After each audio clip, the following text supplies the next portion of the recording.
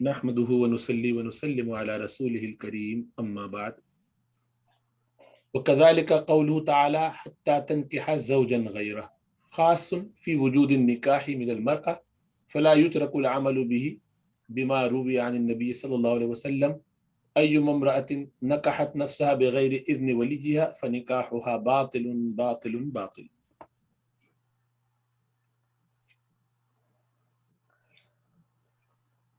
بسم اللہ الرحمن الرحیم. اور اسی طرح اللہ تبارک و تعالیٰ کا فرمان یعنی خاص کی تیسری مثال دی جا رہی ہے. پہلی مثال تھی والمطلقات یتربصن بانفسہن ثلاثۃ قروء، لفظ ثلاثہ خاص تھا. اور دوسری مثال تھی قد فرضنا علیہم فی ازواجہم، تو فرضنا میں لفظ فرضنا خاص تھا کہ مہر اس کی مقدار کو اللہ تبارک و تعالیٰ نے متعین کیا ہے، کیونکہ فرد اور پھر نا نسبتی اپنی طرف نسبت کی تو یہ خاص ہو گیا. تو گویا کہ لا موکول الا زوجر الا رأی الزوجین، میاں بیوی کی رائے کی طرف وہ موکول نہیں ہے، سپرد نہیں ہے، بلکہ اللہ رب العزت نے کم سے کم مہر کی مقدار کو پھر نبی صلی اللہ علیہ وسلم نے اس کو بیان فرما دیا. جو اجمال تھا اس کی تفصیل نبی نے بیان کی. اور یہاں تیسری مثال تنکیہ، لفظ تنکیہ. تو اسی طرح اللہ تبارک و تعالیٰ کا فرمان یہاں تک کہ وہ نکاح کرے اس کے علاوہ شوہر سے. یہ خاص ہے نکاح کے پائے جانے کے بارے میں عورت کی جانب سے، کیونکہ تنکیہ واحد مؤنث غائب کا صیغہ ہے، لہذا لا یترک العمل به، اس پر عمل کو ترک نہیں کیا جائے گا اس وجہ سے جو نقل کیا گیا نبی کریم صلی اللہ علیہ وسلم سے. یعنی قرآن کریم کے اس خاص پر عمل کو حدیث واحد کی وجہ سے ترک نہیں کیا جا سکتا. اور وہ حدیث کیا ہے؟ ایوم امراتین، کہ جو عورت نکاح کرے اپنے آپ کا اپنے ولی کی اجازت کے بغیر تو اس کا نکاح باطل ہے باطل ہے باطل ہے. صورت مسئلہ یہ ہے کہ اگر کسی عاقلہ بالغہ عورت نے اپنا نکاح خود کر لیا اور اپنے ولی سے اجازت نہیں لی تو یہ نکاح منعقد ہوگا یا نہیں، یہ صورت مسئلہ ہے. اگر عاقلہ بالغہ عورت نے خود نکاح کر لیا اور ولی سے اجازت نہیں لی تو نکاح منعقد ہوگا یا نہیں. امام شافعی رحمۃ اللہ علیہ فرماتے ہیں کہ نکاح منعقد نہیں ہوگا، اور امام ابو حنیفہ رحمۃ اللہ علیہ فرماتے ہیں کہ نکاح منعقد ہو جائے گا. امام شافعی رحمۃ اللہ علیہ نے اپنے مسلک پر دلیل جو بیان کی ہے وہ امی جان عائشہ صدیقہ رضی اللہ تعالی عنہا کی دلیل یعنی حدیث ہے. وہ حدیث یہاں بیان کی گئی ہے کہ جو بھی عورت نکاح کرے ولی کی اجازت کے بغیر تو وہ نکاح باطل ہے باطل ہے باطل ہے. 3 مرتبہ آپ نے یہ ارشاد فرمایا. تو اس سے یہ معلوم ہوا کہ ولی کی اجازت کے بغیر عورتوں کا کیا ہوا نکاح منعقد نہیں ہوگا. اسی طرح دوسری روایت میں آتا ہے لا نکاح الا بولی. امام بخاری رحمۃ اللہ علیہ نے باقاعدہ ترجمۃ الباب بھی قائم کیا ہے اسی نام سے، حدیث کے اسی لفظ سے، اسی جملے سے، کہ نکاح نہیں ہے مگر ولی کی اجازت سے، یعنی بغیر ولی کی اجازت کے نکاح منعقد نہیں ہوتا. تو یہ تو امام شافعی رحمۃ اللہ علیہ کی بات ہوئی. امام ابو حنیفہ رحمۃ اللہ علیہ فرماتے ہیں کہ قرآن کریم کا حتیٰ تنکیہ کا صیغہ یہ خاص ہے جو نکاح کے لیے بنایا گیا ہے، وضع کیا گیا ہے. تو اور اس میں نکاح کی نسبت عورت کی طرف کی گئی ہے، اسناد عورت کی طرف کی گئی ہے. تو جب عورت کی طرف کی گئی ہے تو اس کا کیا ہوا نکاح درست ہو جائے گا.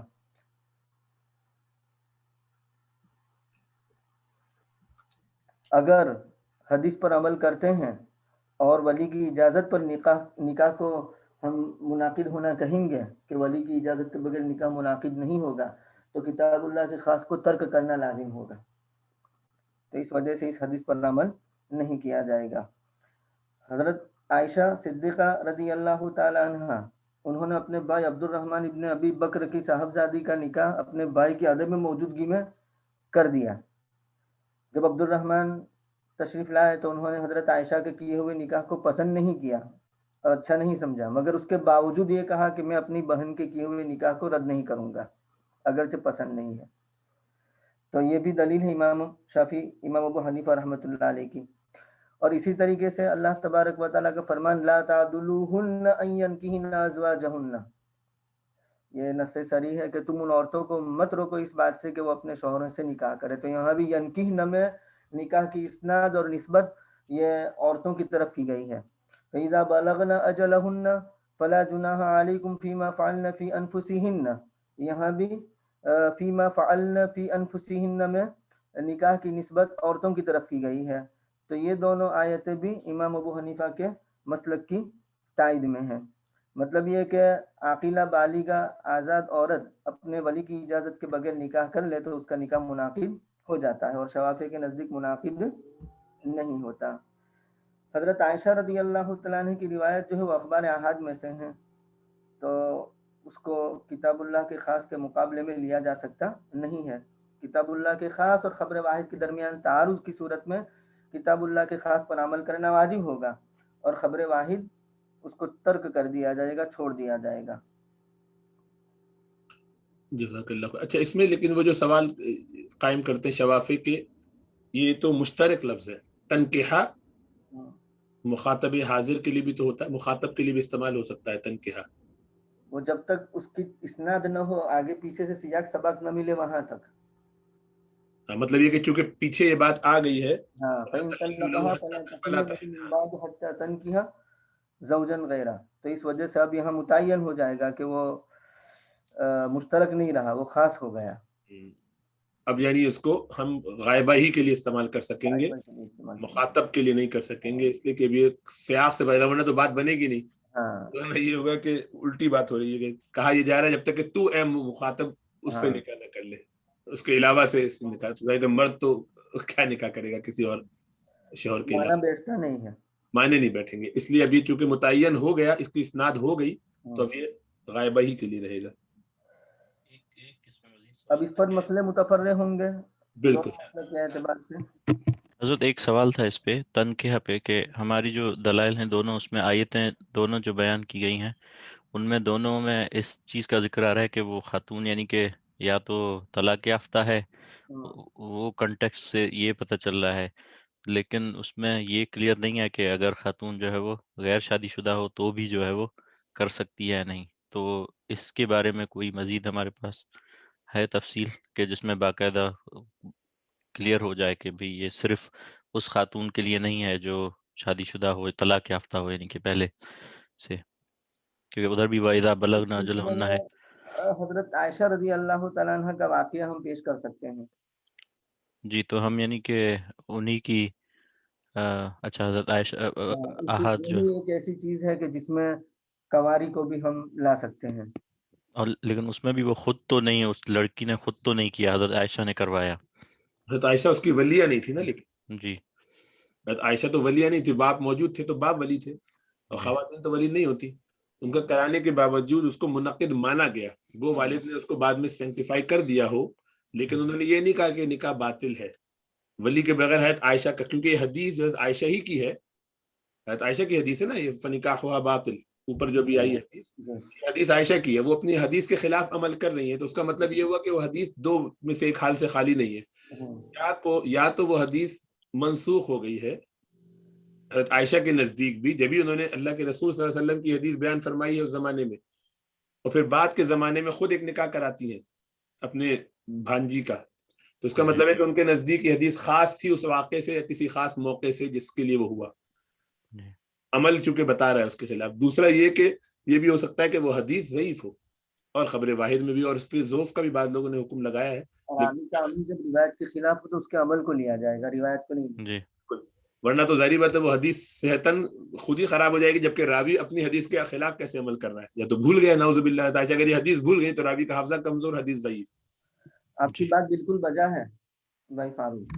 جی جتنے بھی دلائل ہیں وہ سارے ایم، یعنی یا تو متعلقہ ہے یا بیوہ ہے. یہاں تک کہ وہ حدیث جو انف کی تائید میں پیش کی جاتی ہے ابن عباس والی، الاییم والی، یہاں بالکل وہاں بھی الاییم یعنی بیوہ عورت، مطلب یہ کہ شوہر دیدہ ہے. جی تو یہ ایک چیز ہے جس کو ہم پیش کر سکتے ہیں. جی عائشہ کا عمل خالی ہے نا. ہاں باقی آپ کا اعتراض بالکل بجا ہے. بالکل. تو یہ بولی کا کیا مطلب؟ نہیں ہے، یعنی یہ نہیں کرتے ہم کہ لڑکیوں سے کہیں کہ تم اپنے نکاح خود کر لیا کرو، ہو جائے تو اب اس کو منعقد مانتے ہیں کیونکہ اس سے مفاسد بہت پیدا ہو جاتے ہیں، اور بالخصوص مغرب میں تو اب سب کی مجبوری ہے کہ اس پر عمل کرتے ہیں. کیا کریں گے بتائیے؟ نہیں کریں گے تو کہاں جائیں گے؟ اسی لیے والدین بچیوں کا زبردستی نکاح کرتے ہیں، حالات خراب ہو جاتے ہیں. جی کوئی ایسی چیز نہیں ہے کہ جس پہ لوگوں کو اکسایا جائے، بلکہ اگر کوئی ایسا کر گزرے تو بس اب مجبوری ہے، کیا کیا جائے. اس میں سوال ہے حضرت، یہ شوافق کا جو مسلک ہے وہ پھر مطلق ہے اس بارے میں کہ بالکل نہیں کر سکتے، یا وہاں ڈسٹنکشن ہے کہ مطلب کماری اور نان کماری کی؟ نہیں، ان کے تو فنکاح ہوا باطل، ان کے نزدیک حدیث مطلق ہے مطلب، اور ان کے نزدیک یہ قابل عمل ہے اور سبھی مانتے ہیں. بالکل صحیح. اور وہ ہر عورت کے لیے، چاہے وہ طلاق یافتہ ہو، چاہے وہ جی کوئی بھی نہیں کر سکتے. ہاں مطلق ہے، مطلق. حناف کے بس اس میں وہ عورت اس سے مستثنا ہے کہ جو چھوٹی ہو، صغیرہ، نابالغہ. ہمارے یہاں بعض ائمہ کے ہاں اس میں یہ ہے کہ امام مالک کے غالباً ہے اس میں یہ فرق کہ کنواری اور غیر کنواری کا. ہمارے ہاں اس میں چھوٹی اور بڑی کا فرق ہے، یعنی بالغہ اور نابالغہ کا فرق ہے، پھر وہ بھلے کنواری ہو یا جو ہو. اس پہ پھر کیا مسائل متفرع ہو رہے ہیں؟ فرما رہے تھے الخلاف فی ہزاری بات تفرع منه الخلاف في حل الوطی ولزوم المہر والنفقۃ والسکنہ. اور متفرع ہو گیا اس سے اختلاف وطی کے حلال ہونے کے بارے میں. امام ابو حنیفہ کے نزدیک وطی حلال ہوگی کیونکہ نکاح منعقد ہو گیا، اور امام شافعی کے نزدیک وطی حلال نہیں ہوگی. ولزوم المہر، مہر لازم ہوگا. امام ابو حنیفہ کے نزدیک نکاح منعقد ہو گیا عاقلہ بالغہ حرہ کا. اور نفقہ لازم ہوگا امام ابو حنیفہ کے نزدیک. مہر نہیں آئے گا امام شافعی کے نزدیک، اور نہ نفقہ آئے گا، اور نہ سکنا آئے گا امام شافعی رحمۃ اللہ علیہ کے نزدیک. تو یہ سارے نکاح کے لوازمات امام ابو حنیفہ کے نزدیک لازم ہوں گے اور امام شافعی رحمۃ اللہ کے نزدیک نہیں آئیں گے. اور کوئی طلاقی اور طلاق کا واقع ہونا، امام ابو حنیفہ کے نزدیک نکاح منعقد ہو چکا ہے تو اب طلاق بھی ہو سکتی ہے، اور امام شافعی رحمۃ اللہ علیہ کے نزدیک نکاح ہی منعقد نہیں ہوا تو طلاق کا مسئلہ پیدا ہوگا نہیں. طلاق کا واقع، کیونکہ اگر اس کو طلاق دے گا تو وہ اجنبیہ کو طلاق دینے کے مترادف ہوگا. راستے میں کوئی جا رہی ہے، میں نے تجھے طلاق دی، تو اس سے کیا فرق پڑتا ہے اس کو. والنکاح بعد الطلاقات الثلاث، اور 3 طلاق کے بعد نکاح کا مسئلہ.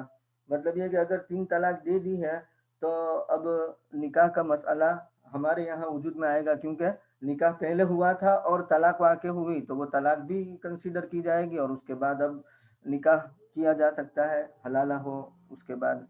اور امام شافعی رحمۃ اللہ علیہ کے یہاں یہ سوال ہی پیدا نہیں ہوگا، کیونکہ وہ پہلا نکاح جو ہے وہی منعقد نہیں ہوا، تو اب وہ 3 طلاق دینا اجنبیہ کو 3 طلاق دینے کے مترادف ہے، اس کا کوئی مطلب اس سے کوئی فرق نہیں پڑتا.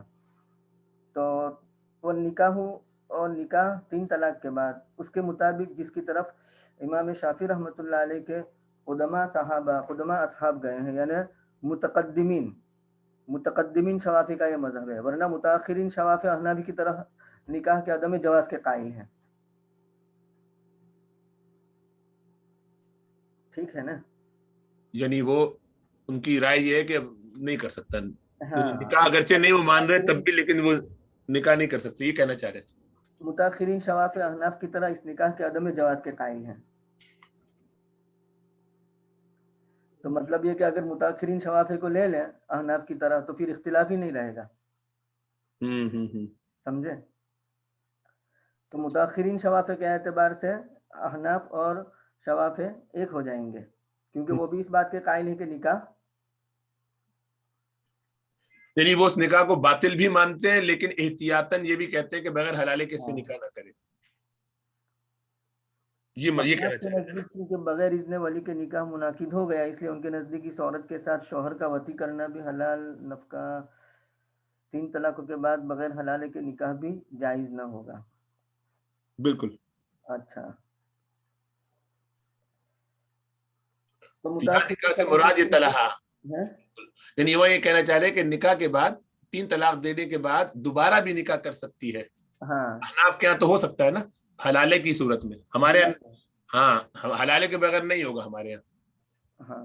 ان کے حلالے کی ضرورت نہیں ہے، قدما ان کے یہ کہا کرتے تھے. لیکن بعد والے متاخرین یہ کہتے ہیں کہ نہیں، اس صورت میں جب 3 طلاق وہ دے دے تو احتیاطاً گویا وہ احناف کے اس پر عمل کرتے ہوئے حلالے کے بغیر نہ کرے نکاح. تو